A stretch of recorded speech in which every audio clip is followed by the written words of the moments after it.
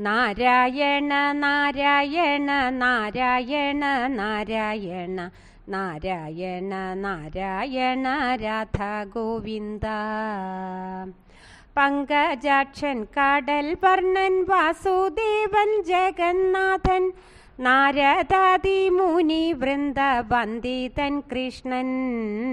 ഭാര്യമാരും 16,008 ഒരുമിച്ചു സാന്ദ്രമോദം ദ്വാരകയിൽ വസിക്കും കാലം.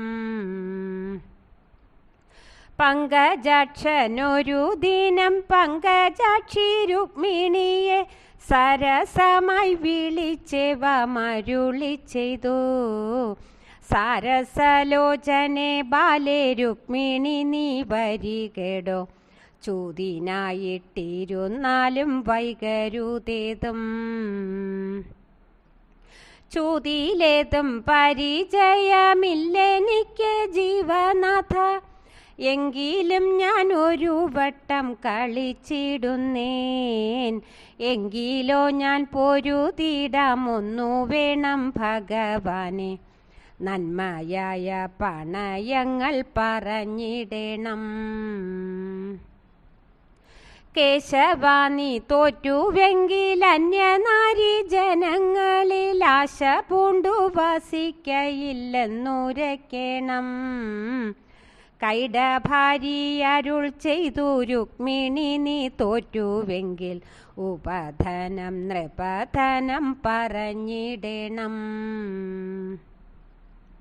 ഇത്തരമരുളി ചെയ്തു ചൂതെടുത്തു തട്ടുകയും വെട്ടുവാനായി തുനികയും വെട്ടിടുകയും പൂമൂടിക്കെട്ടഴികയും പുഷ്പജാലം പൊഴികയും മുല്ലമാല കെട്ടഴിഞ്ഞു വീണു പോകുകയും. പാതിരാത്രിയും കഴിഞ്ഞു കോഴി കൂവുന്നതും കേട്ടു.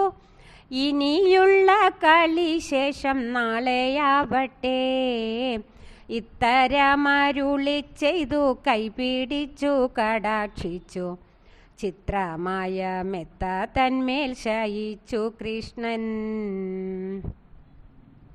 നാരായണ നാരായണ നാരായണ നാരായണ നാരായണ നാരായണ രാധ ഗോവിന്ദ.